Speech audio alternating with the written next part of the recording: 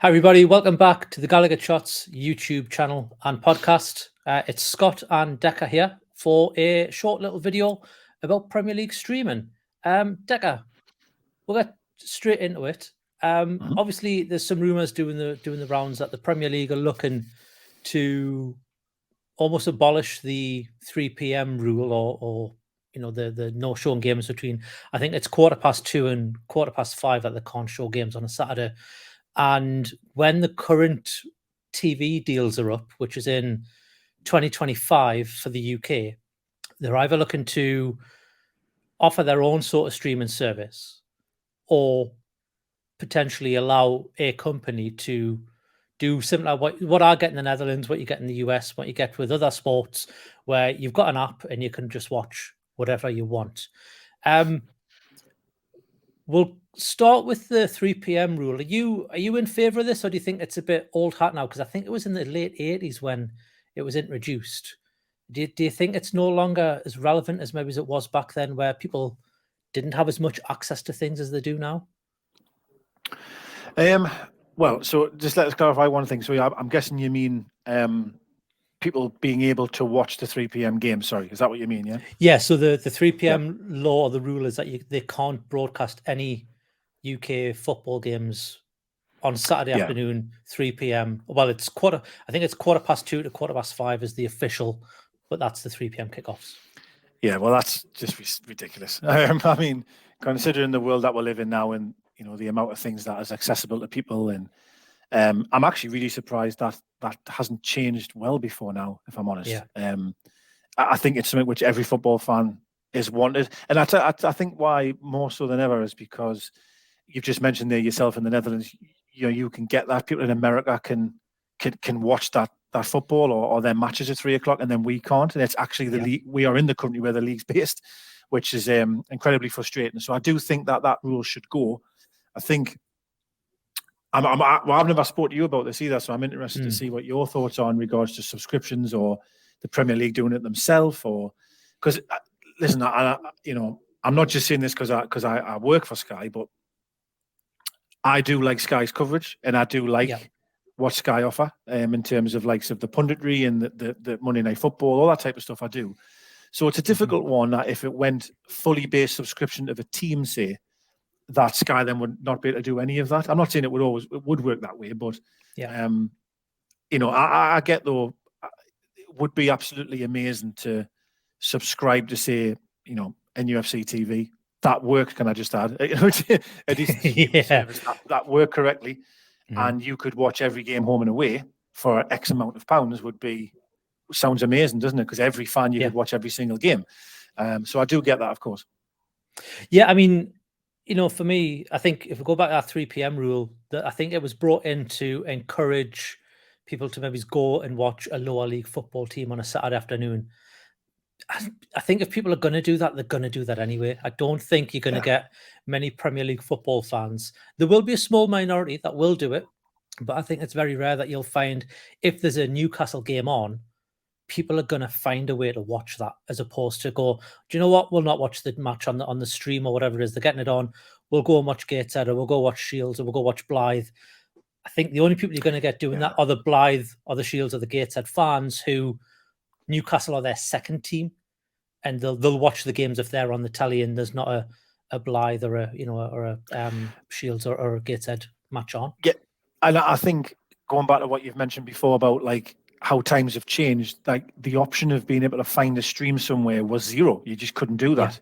Back in my day, if you like.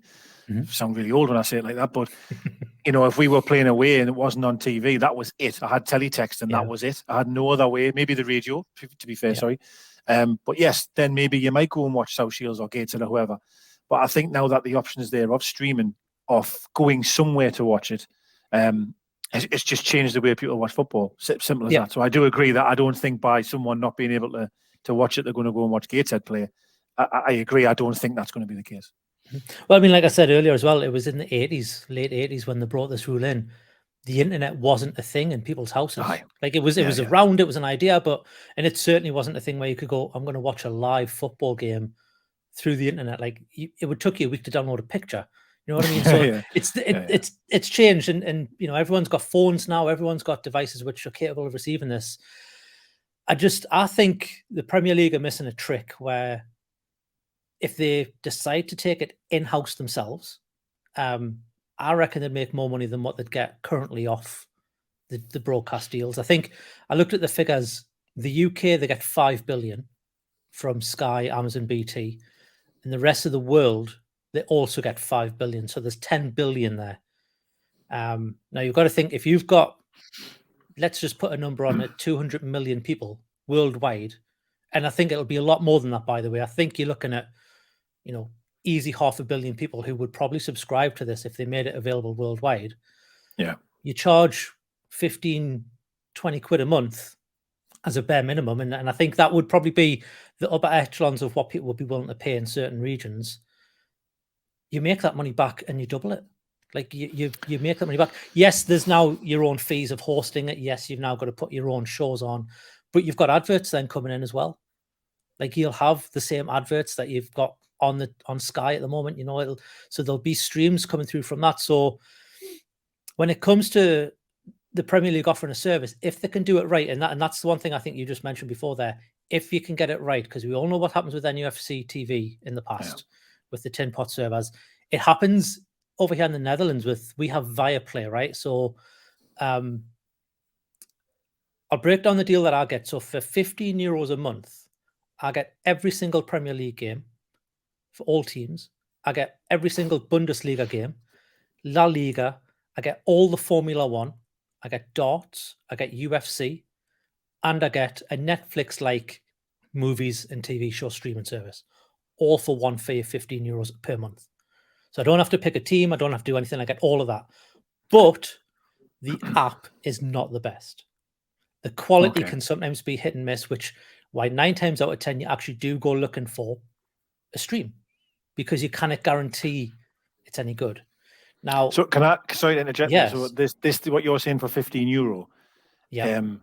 Is this official? Like, is this off? Yeah. Part of a it's wagon all or legit. something? No, they right, okay. they are the official supplier for. It's Viaplay it's like all of the Scandinavian regions. They've got Poland, Lithuania. They've got us, the Netherlands. They are in the UK. You can pay for Viaplay in the UK, but you just get the TV and the movie stuff. But it's all legit. Yes. It's all they are a supplier of they are. They won the rights basically last year, and this is where I think, speaking about last year, there's a split with the rights. So the UK rights end in 2025, and the majority of the rights are all up in 2025. But last year they renewed a few for 8 seasons, where they're going out at 2028 season, I think. Mm-hmm. And there's about 6 or 7 providers, but they provide a lot of different countries that have all they pay for that. So that 2 billion, that 5 billion that I said that the rest of the world give us, 2 billion's from the US, 2 billion's from Viaplay, and the rest is BEIN, DAZN, you know, all the countries that, you know, you when you get your stream, that's what you get. Australia have them, in New Zealand. So I just think if the Premier League want to, they could quite easily on 2025 to say, okay, we're going to start our own streaming service. Now, the one thing you said about you like the Sky broadcast, you like this and that. I think the way it's done at the minute, you've got 128 games on Sky, you've got 52 games on BT, and you've got 20 games on Amazon. You know, as probably as well as anyone, you know, with the sports that you like, that these streaming services aren't exclusive. So you take the WWE, for example, you take the UFC, for example, or you take F1, for example, they've all got their own apps where you can pay them and stream. Yeah. But you can also watch them on TV. You can also watch them through Sky, or you can watch them through whatever. So they could just split it up to be like, okay, we will offer our own service, but you can also watch it on Sky, BT, Amazon. Yeah. And I think that's a good point you make. So if I throw my reference to what I do, so I think I did message you about this. So I'm a huge baseball fan, and for example, we have ESPN over here, and it'll have 1 or 2 games a week on there on a Saturday, but that could be anyone. I mean, it could be the Cubs, it could be anyone. And I'm only interested in the Yankees. So before I signed up for what I've got now, I used to just pray that 1 week it would be the Yankees would be on, and it would be very rare. Whereas MLB TV that I've now got, very similar. I download an app, I pay a yearly subscription. I can watch every single Yankees home and away game, which is amazing. Now, baseball different, and they play every single day of the week. I mean, Yankees 138 game season, so it's every single night of the week they're playing. So value for money, pound for pound, that feels really valuable because I can watch every single night if I wanted to. And as you say, the game's sometimes still on ESPN, but I could watch it through my MLB app if I wanted to. And I think that's a key point in that. Definitely, I would expect the Premier League this time around to go, do you know what it is? We're going to unlock the door and do some kind of subscription service for, well, I suppose you could do it, because MLB TV, to be fair, is any baseball game I want. I can watch any single one. Now, I only choose to watch the Yankees. That's up to me. Now, you could do it, as you've said, do you pay X amount to watch one team? So you watch your own home games or your own away games, whatever. Or is there an app where you just watch any single Premier League game you want to? And then, of course, though, Sky would probably still have a Saturday or a Sunday game, that then may stream live. Do the Premier League say Sky are going to get 130 games, like they do now, say? And the subscription service that you would get actually wouldn't include your team's games that are involved in Sky. You would get all the rest, though. So you might get, we're always on Sky, it seems, at the moment, but let's say, hypothetically, let's say 30 games or a subscription to that person, like as you mentioned, 20 quid a month or whatever, and the other 8 times you may be on Sky during the year, Sky Sports have got the rights to that particular game. I don't know, but I'm just thinking out loud really more than anything. But I do definitely agree that they're missing a trick in terms of pounds and pence. Definitely, 100%. Of course they are. And I think the 3 p.m. blackout or whatever we've had should change now. I really do. Yeah, so if we turn our attention to kind of a price point, I think I've already said about 15, 20 is probably what people would be more willing to pay as a monthly fee. Now, I think you mentioned the MLB, you pay a yearly subscription or a season subscription.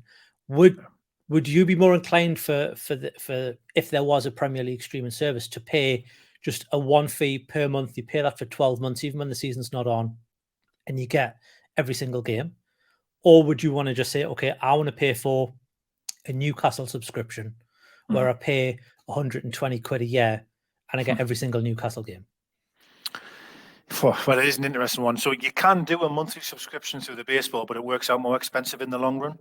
But of course, you can cancel that whenever you want. So probably every subscription service that we've mentioned may do that. But well, I'm greedy, so I'd probably want to have the option of watching all of them. Because of course there'll be some Premier League games I want to watch. But I think for a lot of fans, though, I think just being able to watch Newcastle or their team, whatever it is, Aston Villa, whatever, I think that may outweigh. So I get what you're saying. So you're saying £15 to £20. Would you say that subscription is to watch every possible game available for that price? Yeah, that would keep it in line with what they do all over the world in terms of, I know, well, like I say, here in the Netherlands, it's €15.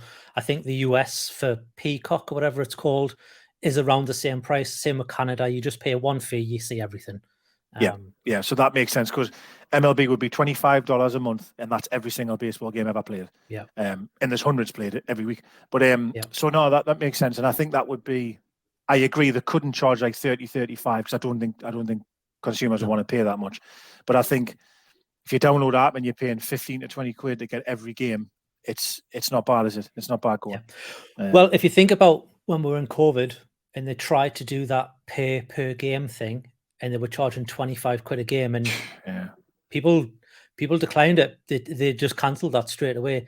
I don't think they would go down that route because, say, I'm paying for every Newcastle game, and then I decide to go around your house and watch the match.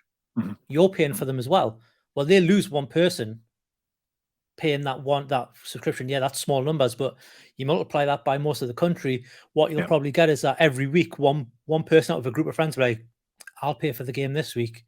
You can all come over, bring the beer, whatever, and we'll do something about it. And then they'll lose money, and it's not guaranteed income. Whether if you're paying for a monthly fee, you're paying regardless, and you're getting it regardless, and they're getting that money regardless. So there's a more incentive for them to do. Do you think they ever do that? You know, pay per game, like you've just mentioned there. Do you think they could ever do that again? I'm not saying 25 quid, but I mean like £4 a game or something like that, £3.99. I mean, if it was that little, given how many games you play a month as a team, maybe they could do it that way. I think for investors, and I think for, you know, the board of directors of the Premier League, and you've got to look at guaranteed income, they'd have to do a subscription service. They have to tie people into either a monthly commitment, which can be cancelled at any time, granted, or a yearly subscription where we've got you tied in for a year. We know that money's safe. We can then use that to give, because there's no point in them offering pay per game and they get 50% of the people. You know, people are more likely to watch something like a Man U Arsenal if it's included. I probably wouldn't pay for a Man U Arsenal game if I had to pay per game, right? I probably wouldn't pay for anything other than Newcastle if I had to pay per game. I would just watch the Newcastle games. When it comes to, you know, advertisements and all that sort of stuff, the viewing figures matter. And I'm sure you probably know about that, you know, being at Sky. They matter to the numbers. So they want to get as many people watching as many games as they possibly can. Even if, you know, you're out at the Metro Centre with a family and you're sitting on one of the seats in the Metro Centre and you're streaming the match on your phone through the Premier League app, it still counts, right? So I think they would, I mean, I don't know. I have no idea. They might not even do this at all. But I think if they were to do it, subscription model is the way that every single company that offers any sort of service like this operates. Well, I think apart from pay-per-views, like with the wrestling, where yes, of course, I think you pay your monthly subscription, and then you've also got to pay for the main events on top of that. And I think the UFC is the same in the US, where you pay for UFC TV, but then when the big fights come up or the big events, you still pay your 20, 30, 40, and I think it's even up to $50, $60 for that sort of stuff in the US. So that's a lot. They have to get it right. And that, I think that'll be where they'll be like, okay, we'll trial this on our own, but we'll let BT, Sky, Amazon, and whoever else wants to come in have some TV rights as well. But yeah, I mean, they have. Now, what I would also say is, I still say that there's this rumor mill's coming, but we every time when the rights are due to end or come up, there's whispers. It's almost that they're just trying to generate more bang for the buck, right? Which I get. Who wouldn't? It's their product. I think you could have it where you would have three options, possibly, where you have a yearly subscription, say 100 quid or 130 quid a year, because you've got to try and incentivize discount-wise to get a consumer to spunk that much money, really. Then, of course, you've got your monthly, and they made like a bit like Now TV is in terms of like just switch on and switch off for that one game, but it would cost you through the nose though to do that. It really would. So I think they would like say it could be £10-15 just for one game, which of course would sound stupid. But someone on the off chance might just go, do you know, it's actually, I'll watch this one game. I want to watch it. Bang, 10 quid. Yeah. And they're covering all bases there. They're covering the sort of the loyal yearly, the monthly option cancel when you want, and the person on the day who just really fancies watching that game, and they'll bite the bullet. But I mean, I suppose the other thing they could do for people, you know, who've got season tickets to the match, offer an away day package.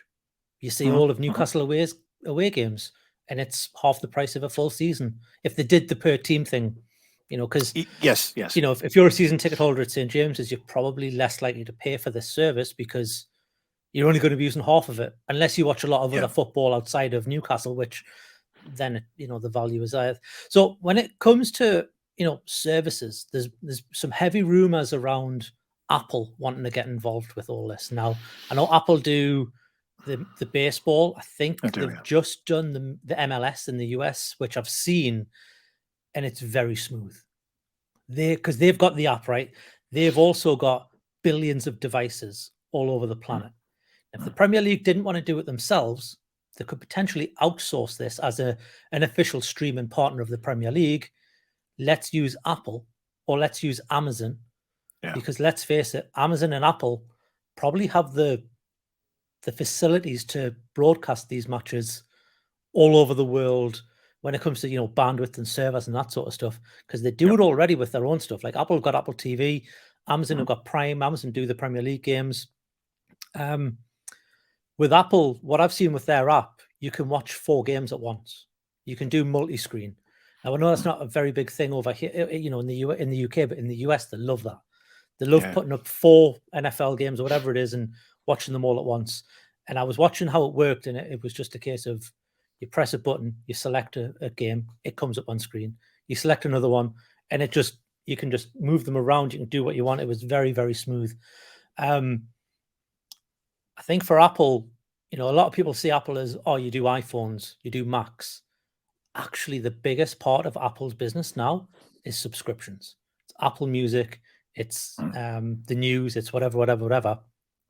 If they bring in the Premier League into that, and we're able to offer it, maybe it's not worldwide to begin with, but UK, US, you know, wherever, I think that would be onto a winner when it comes to actually having a service that just works from day one. I think with the Premier League, they'll be thinking, okay, well, you've got all these people with iPhones. They've all got iTunes accounts on their phone. It's one press of a button and you're signed up. You're not having to go to a website. You're not going to put credit card details in that maybe you don't trust. Yeah. Your information's already there. Same with Amazon, right? Your information's already with them. You click one button, you subscribe, you're done. You're signed up. Do you know what I mean? I think if they really want to do it, they could do it that way. Yeah, no, I agree. I think with the only reason why I would say, and this is just off the cuff in terms of someone that maybe's got a head start, might be Amazon, simply because of the reach that Amazon has as a brand, but also that the success, I think everyone said when them do the Premier League, everyone loves the commentary, loves the coverage of what them offer. Yeah. And to be fair, it is amazing actually when Amazon do it, the more I think of it. So that they've almost got like a portfolio that could present and say, we've actually already done that. We've had every single Premier League game of that evening available for the consumers, and it's ran great. And you know, they've got the evidence to prove that. That would still be some bidding war, wouldn't it? Though, you know, like as you say, it would be to where the app's going to go to. Now, if that was the case, you'll know through so you might not due to where you live in that, but the Sky Q boxes and Sky Glass and stuff has all of them apps on already. Apple TV's built in there, Prime's on there, all the rest of it. So of course the Premier League app would probably be able to be installed on that, and they would you click on that and away you go. But I get what you're saying. Who's it actually going to be technically powered by? I do get what you're saying there. Yeah, because I mean they're going to have to do it somewhere. Because I mean Netflix is all run through Amazon, right? You watch a Netflix video, you're streaming it off an Amazon server. Obviously, you watch an Amazon video, that's coming off an Amazon server. I'd probably say a good 60-70% of everything you do online, including probably what we're doing right now on this streaming platform, goes through either Amazon or Microsoft. That's just how it is. Like they have the foothold on that. They've got servers all over the world. They've got the facilities to do this. I think if the Premier League, regardless if they wanted to do this or not, they're going to have to probably go to Amazon and be like, we're going to need this much in terms of that. So Amazon will be like, okay, well, why don't you let us handle it all? And we'll give you a reduced fee. We'll do it through our app. You get the servers, you get whatever it is. You know, we'll do it for you. Yeah. And everyone's going to be happy then. And then everyone's happy. Just to wrap this one up, because we don't want to go for too long for this.